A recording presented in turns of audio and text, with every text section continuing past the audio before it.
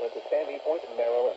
Chesapeake Bay North of Fools Island, Maryland. Until 7:45 Oh, by the a.m. way, update, At it's 5:47 charging a.m., now.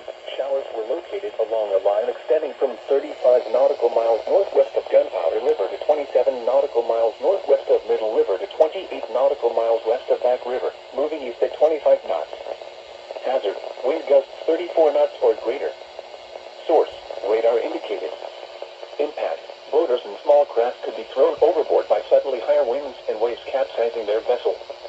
Locations impacted include Northeast River, Turkey Point, Spassuti Island, Aberdeen Proving Ground, and Delaware Grace.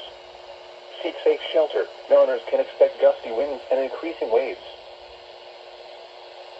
They 100% changed that.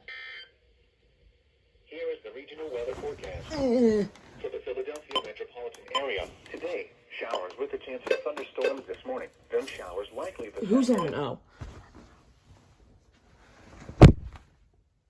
Did I just slap the Anyways, yeah, so update from last video. It's charging now, which is nice. I had to pull out my old-ass black charger to get this. So. Because the Apple ones are literal shit, so.